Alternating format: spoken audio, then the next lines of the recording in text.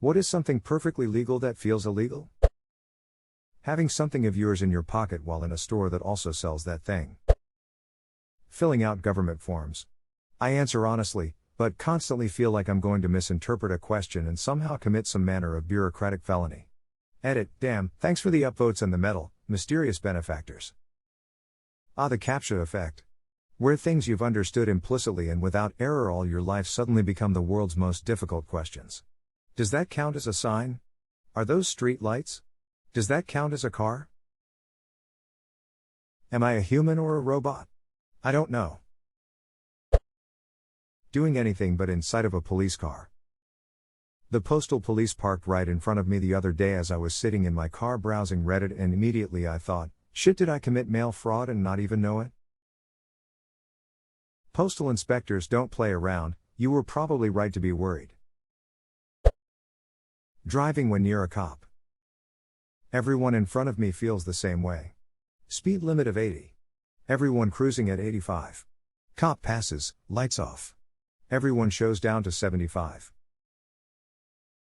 I've had cops tell me they can't stand that. They want to go places too, and everyone around them starts driving 10 under. Problem is you don't know which cops are the ones who have places to go, and which cops are the ones looking to fill their ticket quota. Yep. There's a particular road near me where a cop will drive exactly the speed limit and wait for someone to pass him. The moment someone passes, they get pulled over. It happens almost every day, so people on that road know not to pass the cop when you see him. I had a cop sit near the turn to my college 5 days a week trying to catch students that are speeding because they are late for class. One got me when I was late to class. Except he was cool and said late for class. Yeah, sorry. Just go slower from now on, okay? Going into Costco, eating all the free samples, then walking out. There are people at my Costco that show up specifically for that.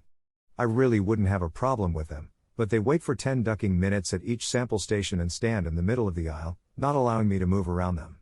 That's when it gets annoying. Bringing home a newborn infant. Edit, first gold. Thanks, stranger. I still can't believe they do that at the hospital. Okay, here's the human, off you go.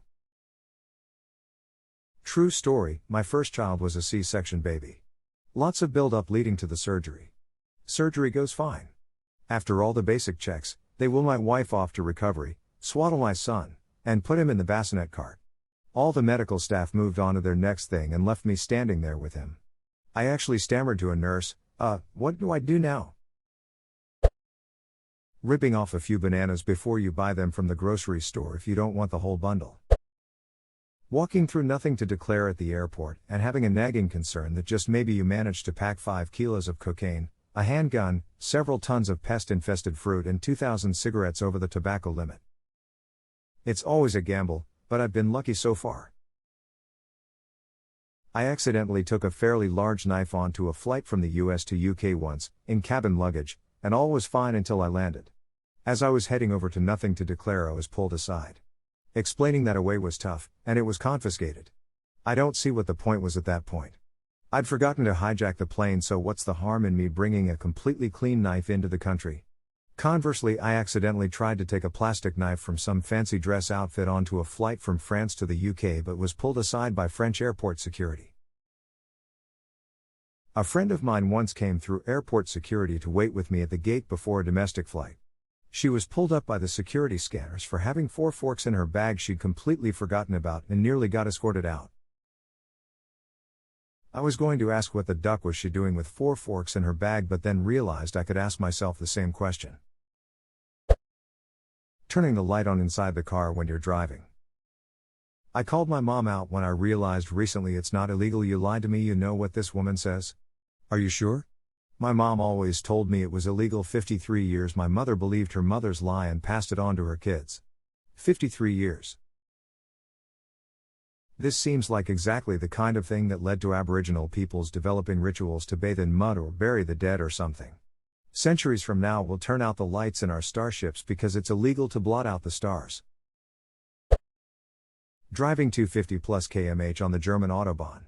Especially when crossing the border from another country and you can drive so much faster that you're used to from the country you made holiday in. The Autobahn is ducking terrifying.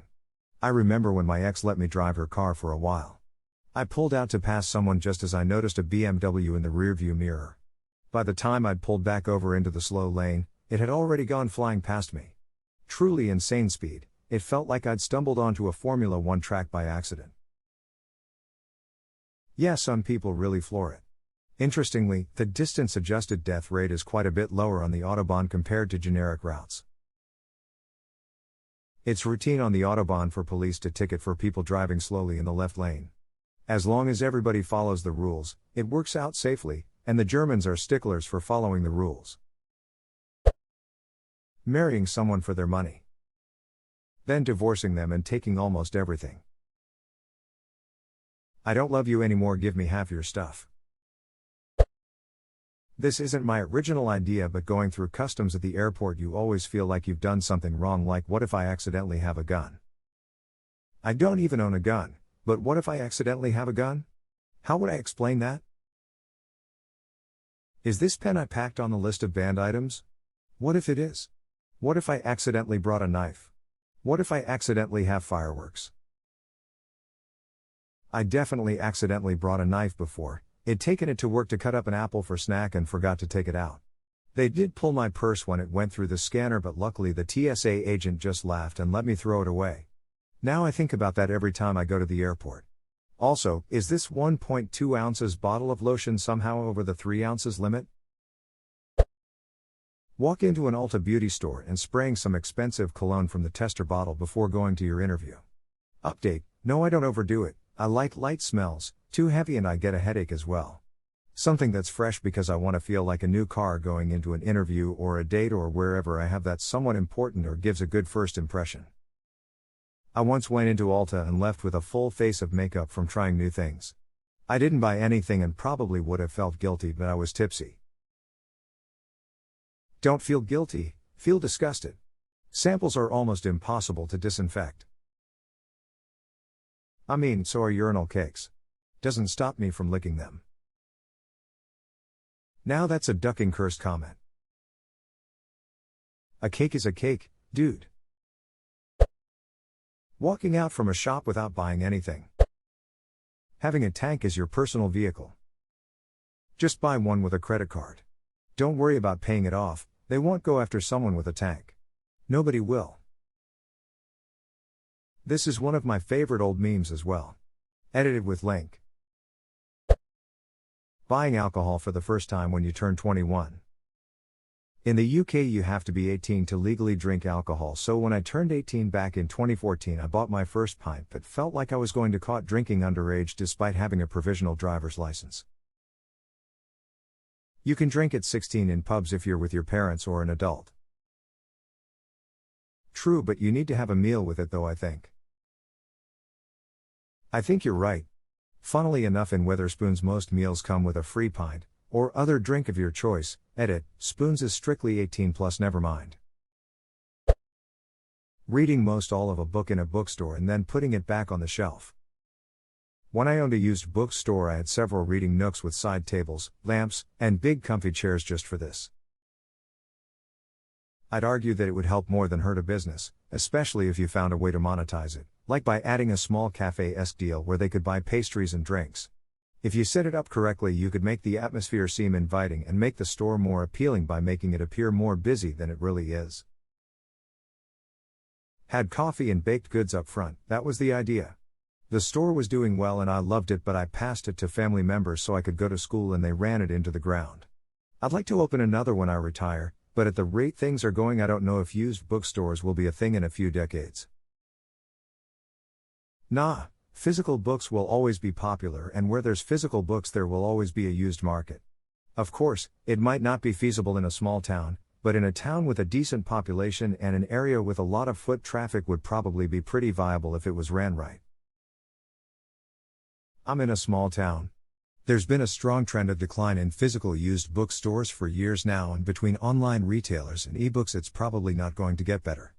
Definitely a niche market that will only become more niche as time progresses, and even 5 years ago when I had my store, the lion's share of my regulars were middle-aged and elderly, with only a few young people that weren't just there for their summer reading list. I just have to make sure I have enough money by the time I retire to fund a public personal library as opposed to a money-making store.